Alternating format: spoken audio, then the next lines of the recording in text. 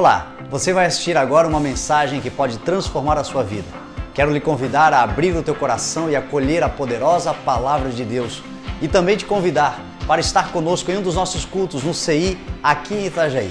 Que Deus te abençoe.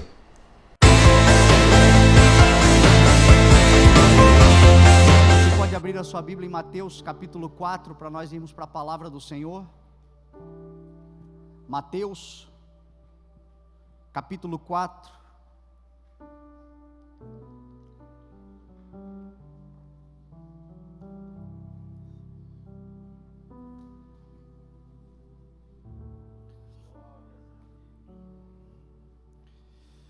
Diz assim a palavra do Senhor, o verso 1. Então Jesus foi levado pelo Espírito ao deserto para ser tentado pelo diabo. Depois de jejuar 40 dias e 40 noites, teve fome. O tentador aproximou-se dele e disse: Se és o Filho de Deus, manda que estas pedras se transformem em pães. Jesus respondeu: Está escrito, nem só de pão viverá o homem, mas de toda a palavra que procede da boca de Deus. Então o diabo levou a cidade santa e o colocou na parte mais alta do templo e lhe disse: Se és o Filho de Deus, joga-te daqui para baixo, pois está escrito: Ele dará ordem aos seus anjos ao seu respeito, e com as mãos eles o segurarão para que não tropece em pedra alguma. Jesus lhe respondeu: Também está escrito: Não ponha à prova o Senhor, o seu Deus. Depois o diabo levou a um monte muito alto e mostrou-lhe todos os reinos do mundo e o seu esplendor, e lhe disse: Tudo isso te darei se te prostrares e me adorares. Jesus lhe disse: Retire-se, Satanás, pois está escrito: Adore o Senhor, o seu Deus, e só a Ele preste culto. Então o diabo o deixou, e os anjos vieram e o serviram. Amém? Pai, nós te louvamos, Senhor, Tu és fiel. Somos gratos por toda a bondade, por toda a graça, por todo o Teu amor manifestado, Senhor, através dos Teus sinais, do Teu favor, da Tua provisão. Mais importante do que qualquer coisa que temos, recebemos, Senhor, é a Tua palavra que gera todas as coisas. Então dá-nos, Senhor, a Tua palavra criadora, a Tua palavra inspiradora, a Tua palavra revelada aos nossos corações, é o que pedimos em nome de Jesus. Amém. Graças a Deus. Amém. Gente, a Bíblia,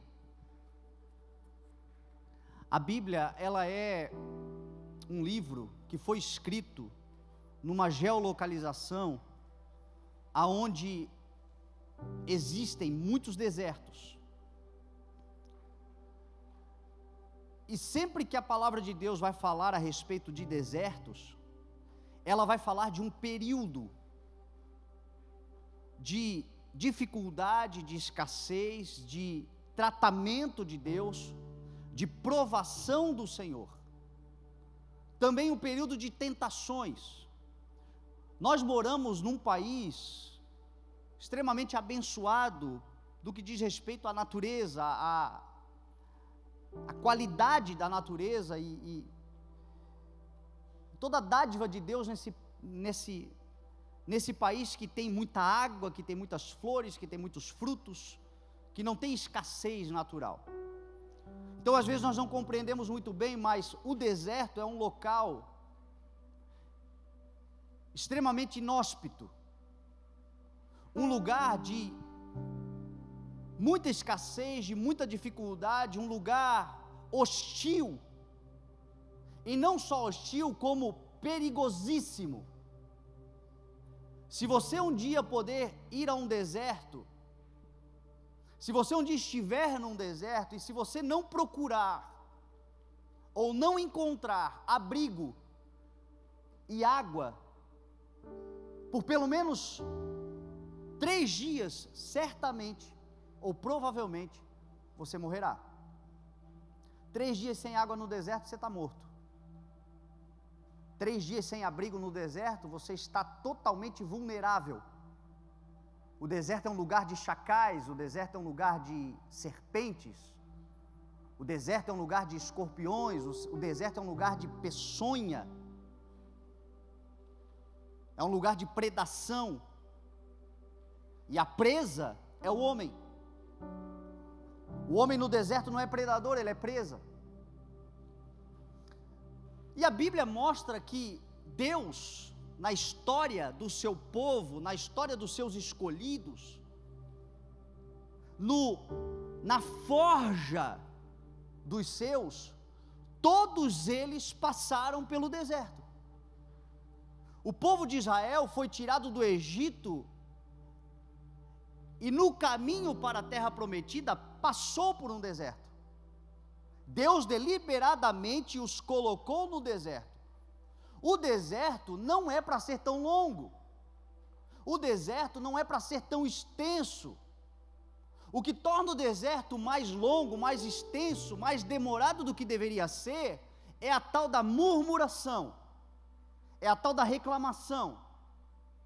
É quando somos tirados da nossa zona de conforto, para sermos encaminhados para um lugar de promessa, e entre a zona de conforto e a promessa tem o desconforto, tem o deserto, tem os problemas, tem os desafios, tem o treinamento de Deus, que é com suor, que é com lágrimas. Só que infelizmente muitos querem passar do lugar do conforto diretamente para o lugar da promessa, e isso não vai acontecer. E infelizmente, nesse processo se tornam murmuradores, reclamões, amaldiçoam. E aí muitas vezes acontece o que aconteceu com o povo de Israel. Ao invés de ter que passar 40 dias somente, depois de 470 anos de escravidão, o ser humano ele se adapta, o ser humano ele se acostuma. Infelizmente, até com aquilo que é ruim para nós nos acostumamos com o passar do tempo. É por isso que essas culturas ideológicas não têm pressa para mudar rapidamente uma geração. Eles começam a tirar direitos, começam a implantar a ideologia devagarinho.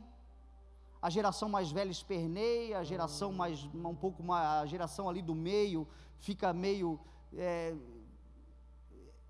indignada, mas a geração que vai nascendo nesta escravidão já nasce meio que acostumada, se habitua. Então eles eram escravos no deserto, mas estavam acostumados com pepinos, com cebola, com alho. Deus havia dado uma promessa de leite e mel, de abundância, de uma terra própria, mas eles estavam acostumados a viver na escravidão, a fazer tijolos para construir o império faraônico. Mas de certa forma era uma zona de conforto, e o deserto era mais inóspito do que o Egito, mas era necessário para tirar aquela mentalidade escrava, e eles não entenderam, e por causa da murmuração, que deveria ser 40 dias, tornou-se 40 anos. Talvez esse seja o primeiro conselho da palavra do Senhor: reclamar é clamar para trás. Reclamar é reivindicar algo que deve ficar para trás, quando o Senhor tem algo para você, e o que o Senhor tem para você está diante dos teus olhos. Então eles reclamaram, mas a pergunta é: por que o Senhor nos leva então para lugares inóspitos, hostis, escassos? Pelo que eu observo na palavra de Deus, o povo de Israel foi para o Egito, foi para o deserto. O povo, Davi, o grande rei, o maior rei da história de Israel, foi para o deserto, saiu das malhadas aonde cuidava das ovelhas do seu pai, foi ungido rei, mas ele não foi para o trono. Ele passou anos no deserto, fugindo, sendo forjado, treinando, se preparando para tornar-se rei. Jesus foi levado ao deserto, e o que isso me ensina, ou nos ensina? O deserto é um lugar onde nós percebemos melhor a provisão de Deus. Deus é Deus de graça o tempo todo. Deus é um Deus de provisão o tempo inteiro. Deus é um Deus de bênçãos que são derramadas em tempo integral. Mas a verdade é que muitas vezes, quando nós estamos na promessa, usufruindo da totalidade, ou de grandes coisas, comendo bons frutos, muitas vezes com a boca cheia, nós não reconhecemos que a boca está cheia, porque foi o Senhor quem abençoou. E no deserto a gente não tem para onde correr, no deserto a gente não tem onde se esconder, mas a gente percebe que no deserto o Senhor não nos abandona, tem maná todo dia, tem água que sai da rocha todo dia. Deserto é um lugar inóspito, mas no deserto inóspito nós percebemos a provisão de Deus. Deus nunca abandonou aquele povo. Aquele povo estava comendo maná, estava comendo carne, estava bebendo da rocha, estava tendo livramento no mar que se abria para eles passarem com os pés secos, estavam avançando, os inimigos aterrorizados diante deles, num lugar de escassez. Eu tenho certeza que se você já chegou a um lugar de promessa, você passou antes por um deserto, e se você parar para pensar e lembrar-se, você vai ver que Deus foi fiel, Ele nunca te abandonou, Ele sempre foi provedor. Se você está passando por esse deserto, se você parar para pensar um pouco, e parar de olhar as circunstâncias do deserto, mas ver o favor de Deus, já passaram mais de 3 dias talvez, já devia estar morto, mas está vivo, para a glória do nome do Senhor, e por causa do cuidado do nome, que é sobre todo nome, o nome de Jesus. O deserto é um lugar de temperaturas extremas. Se um dia você for no deserto, você sai de manhã, e logo que amanhece o dia, a temperatura vai perto dos 50 graus, é um lugar de calor extremo, mas logo que a noite cai, o frio extremo também toma conta. Então o deserto, ele tem uma variação de cerca de 50 graus um dia, vai a 50 no horário do meio-dia, vai a 0 ou até inferior, e às vezes até neva na madrugada. Então é um lugar de uma temperatura extrema, de uma variação muito grande, comportamental. Quando nós estamos num deserto, nós temos, e é comum, alterações de humor. Tem hora que está tudo muito quente, tem hora que está tudo muito frio, tem dias que a situação vai a um pico de calor, de extremidade, onde você diz, meu Deus, eu vou morrer desidratado nesse negócio. Outro dia uma frieza, um desgosto, uma falta de vontade, não quer viver, não quer fazer mais nada, é um gelo na alma. O deserto passamos por isso, mas qual é o ensinamento dessas variações comportamentais? Você descobre no deserto que o teu limite é muito maior do que você imaginava, porque no deserto com Deus, o teu limite não é você, o teu limite é o Senhor, e para Deus nada é impossível. Deus é poderoso. Eu já passei desertos na minha vida muito quentes e muito frios, e eu descobri que eu era capaz de suportar um pouco mais do que eu achava que eu era capaz.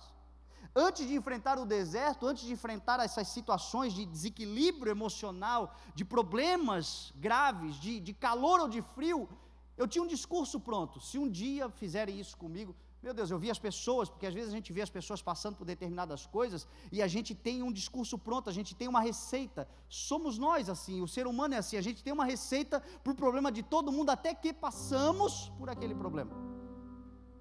E muitas vezes, na prática, a teoria é outra coisa. Então eu tinha uma teoria sobre as coisas, tinha uma reflexão sobre as coisas, até que estava ali. Mas nas teorias que eu tinha, o meu calo era bem mais sensível do que eu imaginava. O meu limite era muito inferior ao que eu imaginava. E eu comecei a descobrir que quando eu estava fraco, por causa do Senhor, aí é que eu estava forte. E que eu podia todas as coisas, não em mim no deserto, mas naquele que me deixou entrar nesse deserto, porque Ele me fortalece. E esta não é uma exclusividade minha, é nossa. Talvez você esteja passando por um tempo de uma variação emocional, problemas que estão afetando o teu coração, estão afetando a tua alma, estão desequilibrando talvez muita coisa, mas deixa eu dizer uma coisa para você. Você vai suportar tudo isso, vai vencer tudo isto, porque o Senhor é na sua vida. Não cometa uma loucura, não tome uma atitude, não dê fim naquilo que o Senhor está só começando a escrever. O Senhor nos capacita, o Senhor nos qualifica, o Senhor nos conforta, o Senhor nos protege e o Senhor nos forja. Existem coisas que o Senhor vai fazer na vida da sua igreja, existem coisas que o Senhor vai fazer na sua vida que você precisa ter um condicionamento emocional, uma estrutura mais forte, uma capacidade maior. E é por isso que muitas vezes o Senhor permite o sofrimento. A palavra diz que o sofrimento nos aperfeiçoa, nós nos tornamos melhores quando sofremos. Você vê isso muito claro em catástrofes naturais. Cada um cuidando da sua vida, cada um trabalhando, cada um fazendo o seu, cada um preocupado consigo, o vizinho não fala com o vizinho, o amigo não fala com o parente, não fala, aí dá um furacão, destrói a casa de todo mundo se une para se fortalecer pelo instinto da sobrevivência. A tendência de muitos, tem aqueles que gostam de se aproveitar, né? Mas a tendência de muitos é se unir, se fortalecer, reconstruir. Eu me lembro em 2008, quando nós tivemos uma enchente que foi catastrófica aqui na cidade.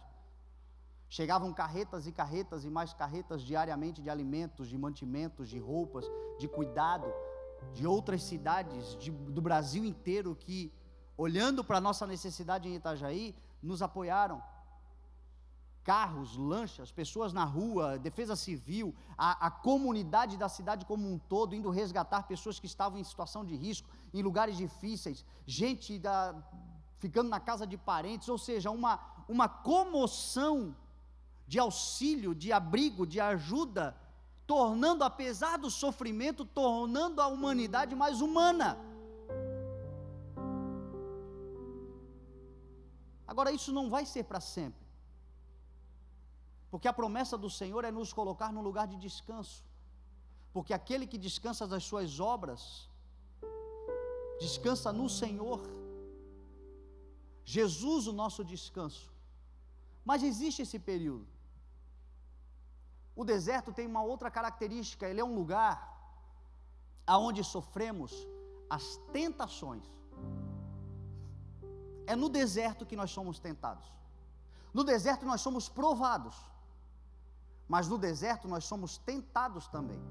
E a gente precisa entender qual é a diferença da provação para a tentação. A provação é Deus quem dá, a tentação é o diabo quem oferece.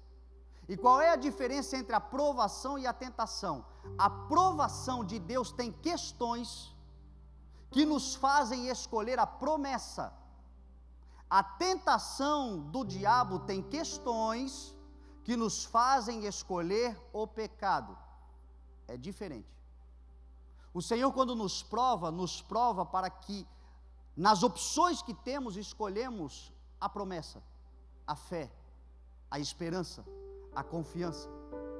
A prova de Deus é aquela prova do professor que ensinou, e agora ele está querendo nos aprovar, nos levar para um lugar alto, um nível novo, uma nova expectativa, um novo usufruto. E então ele pega aquilo que ele nos ensinou e nos coloca à prova, porque praticando acessamos. O inimigo, que também está nesse deserto, espera a nossa vulnerabilidade, o nosso sofrimento, as nossas dificuldades para nos tentar, e a tentação dele sempre é para que escolhemos aquilo que o Senhor já determinou que não faz mais sentido para a sua vida e para a minha vida.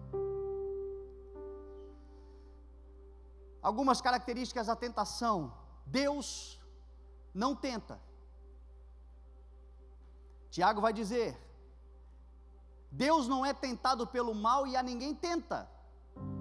Todos nós somos tentados pelo nosso próprio mau desejo, sendo por este seduzido e arrastado.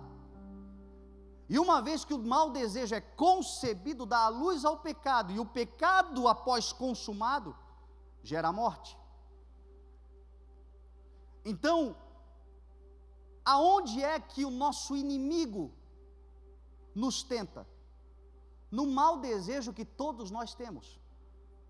Todos nós temos um mau desejo. Hoje eu acordei 6 horas da manhã. Minha vontade era ficar em casa, de início. Parece até bom, mas é mau, porque eu tenho uma missão que é maior do que os meus prazeres. Então a vontade é ficar em casa. Todos nós, em algum momento desse deserto, somos tentados, temos os maus desejos dentro de nós, e ele vem e ele instiga isto. E aí nós somos arrastados, então seduzidos, é o engano da sedução, da astúcia da serpente. E uma vez arrastados e concebidos, damos a luz ao pecado, e o pecado consumado leva à morte. Guarde uma coisa no teu coração: mau desejo não é o pecado. Tem crente lutando, achando que não é filho de Deus, que vai para o inferno, porque não sei o quê, porque ele tem um mau desejo. Nós vamos lutar até o último dia contra os maus desejos. Sabe aquela coisa assim, eu não falo, mas eu penso. Ainda não é o pecado. Porque o pecado é quando aquilo que é mal, você concebe, eu acho que é por aí mesmo. Eu não devia olhar, mas eu acho que eu vou dar uma olhadinha só. Porque o mau desejo está ali, né? Ele está andando, mau desejo.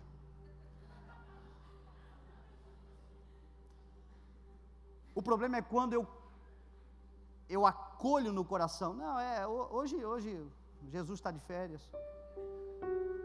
E aí quando você concebe, você dá a luz. Mas ainda não gerou a morte.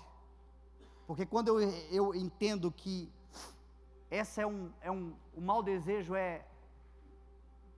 hoje é bom, eu dou a luz, e quando eu dou a luz eu vou para a ação, e quando eu vou para a ação eu morro. Então tem um processo, e o processo no mau desejo, tudo que for bom, tudo que for lícito, tudo que for de boa fama, tudo que for excelente, digno de louvor, pensem nessas coisas. Eu combato o mau desejo com a promessa do Senhor. Eu combato o mau desejo quando eu me lembro que o Senhor tem para mim coisas maiores. O que eu não pensei, o que eu não imaginei, isto é o que o Senhor tem preparado. Ainda que eu tenha bons planos, o que o Senhor preparou é muito maior. E é no dia do mau desejo que a gente usa a promessa de Deus como um escudo. É o escudo da fé que nos protege contra as ciladas, as setas inflamadas de Satanás contra a nossa vida. O que é a fé senão um firme fundamento das coisas que eu espero e a prova das coisas que eu não vejo?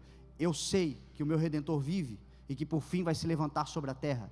E é por isso que nós sabemos que o nosso Redentor vive, que nós nos apegamos a esta fé, e esta fé é o escudo que nos protege contra todas as ciladas que querem nos derrubar.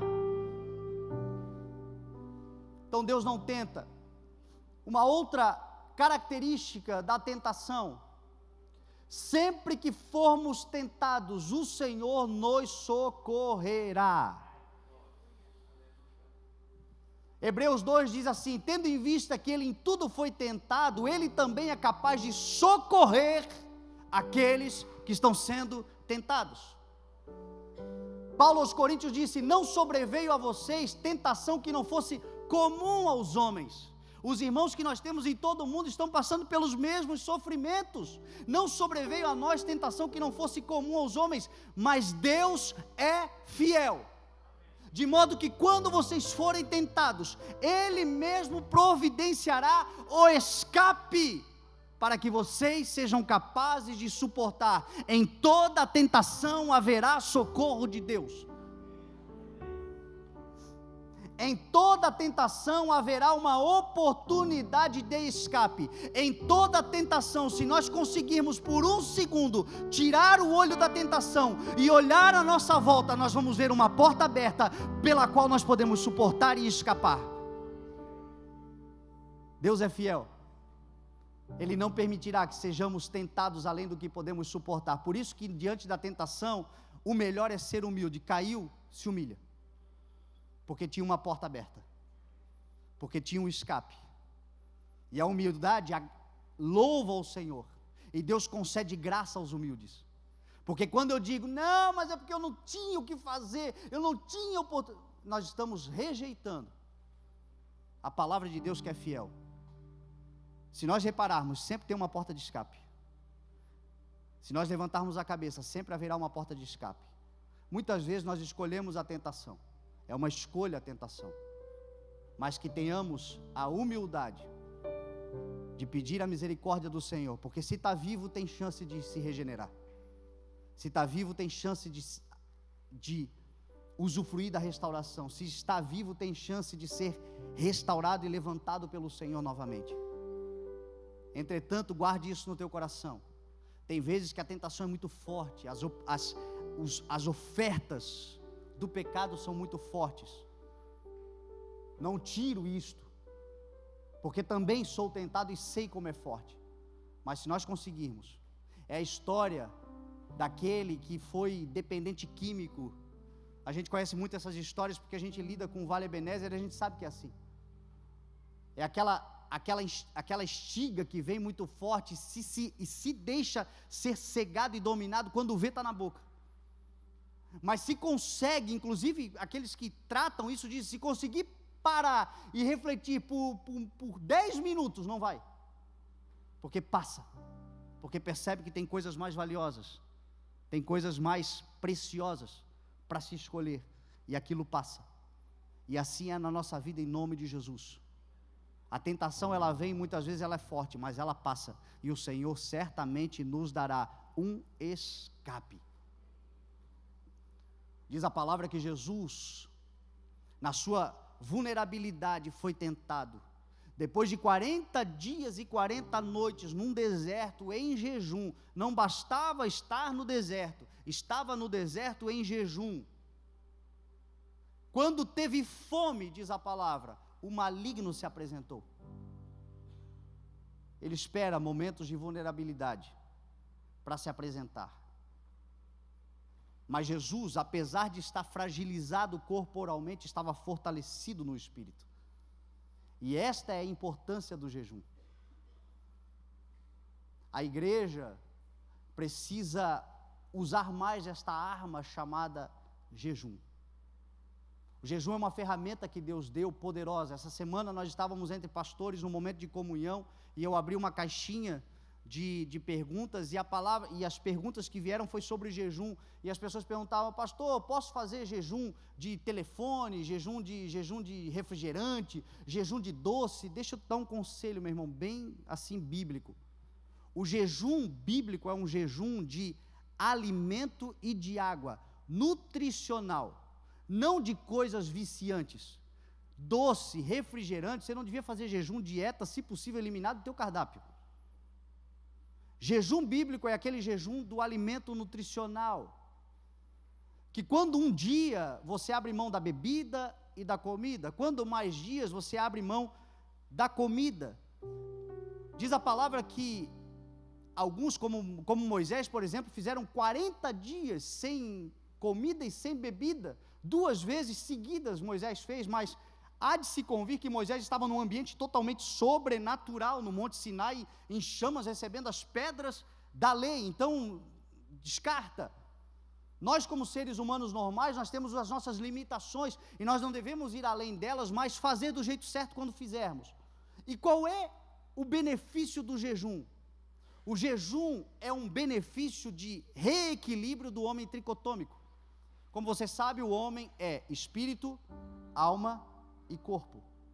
E o jejum traz esse reequilíbrio do homem nas suas 3 características principais. Nós moramos num planeta e estamos sob um sistema mundano que é altamente ele é altamente, fugiu a palavra, ele instiga muito aos prazeres da carne, ao fortalecimento da carne. Praticamente tudo aquilo que nós vemos, ouvimos, sentimos, é para despertar esse fortalecimento carnal. E a palavra do Senhor diz em Gálatas que aquele que vive pelo Espírito, ele faz a vontade do Senhor, porque a carne milita contra o Espírito, e o Espírito milita contra a carne. Então vivam pelo Espírito e jamais satisfarão os desejos da carne. Então para isso Deus instituiu o jejum. O jejum reequilibra, o jejum reconecta o nosso espírito com Deus. O jejum nos dá sensibilidade espiritual. Em muitos casos é uma desagonia a um espírito que está literalmente agonizando, sufocado dentro de nós. Então o jejum ele traz esse poder de reconexão. O jejum equilibra a alma também. No jejum a gente reflete, no jejum a gente ora, no jejum a gente se pacifica, no jejum a gente pensa melhor, no jejum a gente entra num estado de mais reflexão. E o jejum é inclusive benéfico para a carne. Tem gente que diz, eu vou matar minha carne. Não, você não mata a carne no jejum, você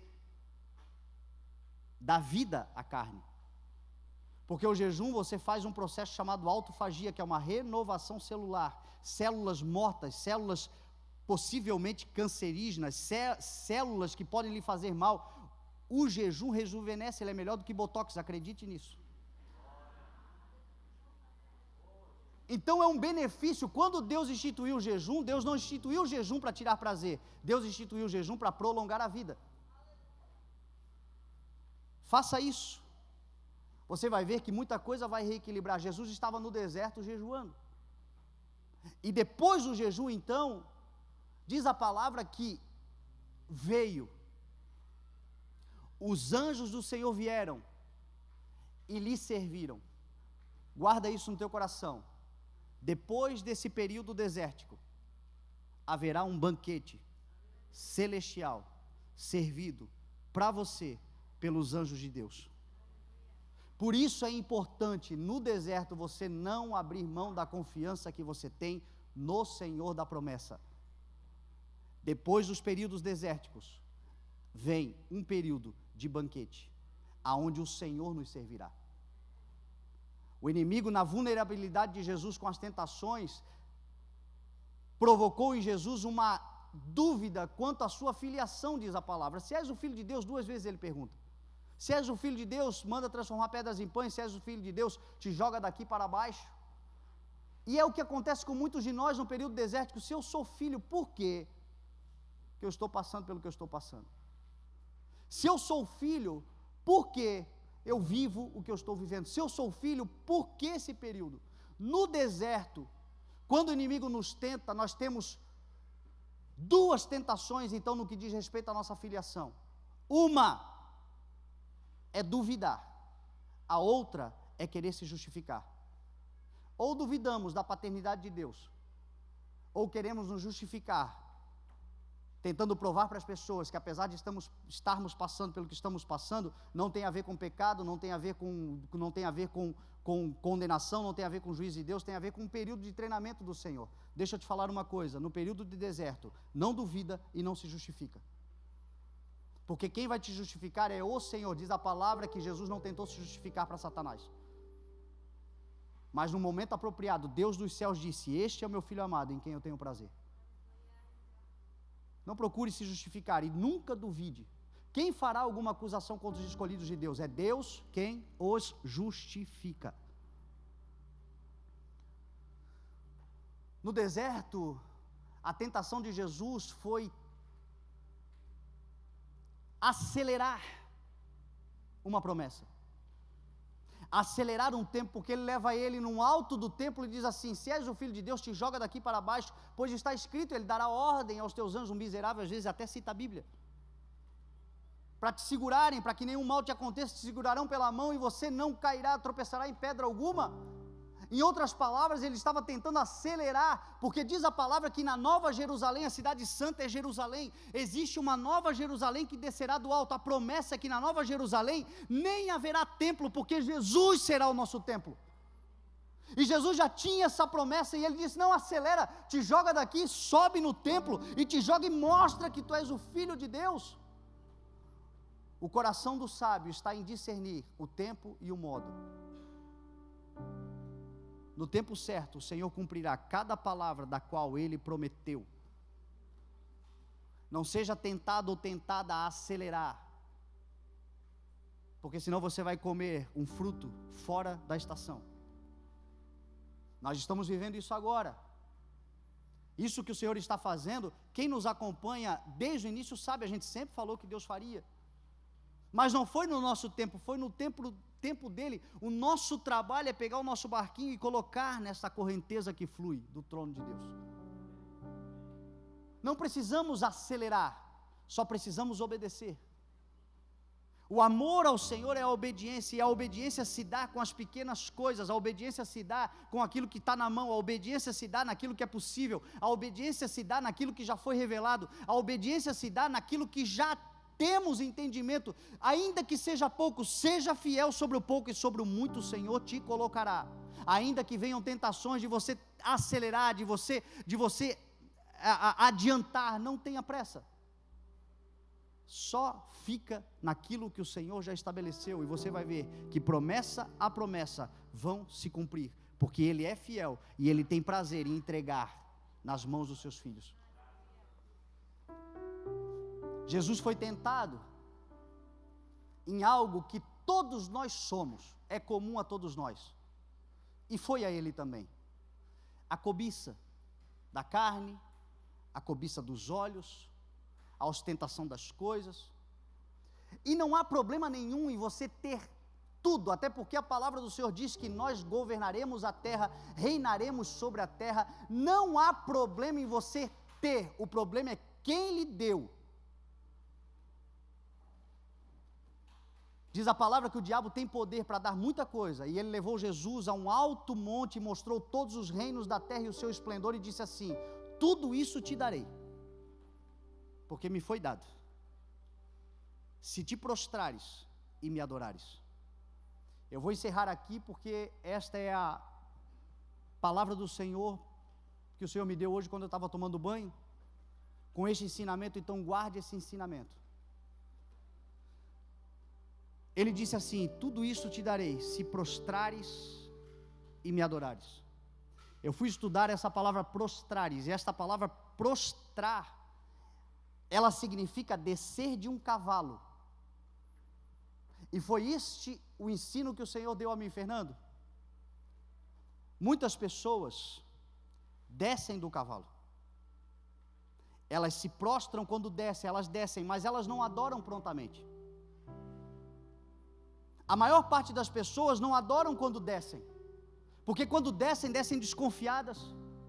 Quando descem, descem pensando se realmente estão fazendo o que era para fazer ou não é para fazer. Quando descem, quando sucumbem, quando se sujeitam, quando vem aquela tentação de coisas transitórias, mundanas, carnais, materiais, coisas que estão disponíveis, mas eles sabem que não é Deus oferecendo, não é o tempo de Deus ainda, trocam muitas vezes pela palavra de Deus. Você tem uma materialidade e tem a fé, e muitas vezes escolhe a fé. Você desce, mas você ainda não se prostra. Você desce desconfiado, você desce pensando, você desce, e com o tempo você acaba se prostrando. Então tem muita gente que desceu, mas não se dobrou ainda. E a palavra do Senhor hoje para alguns de nós aqui é o seguinte: filho, o tempo ainda não está perdido. Ainda que você tenha descido deste cavalo que eu proporcionei para você ser mais veloz, mais rápido, ainda que você tenha descido, o tempo ainda não está perdido. Coloca o pé no estribo desta sela, pegue com firmeza, suba novamente, segure as rédeas e siga em frente, porque ali adiante tem um banquete.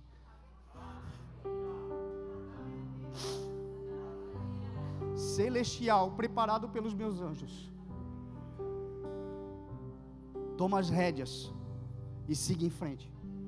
Não desça do cavalo, não desça da oportunidade, não desça daí, só siga em frente, porque quando eu fizer, vai ser tão maravilhoso que você vai dizer: nem demorou tanto tempo assim. Você pode se colocar de pé em nome de Jesus, nós vamos orar.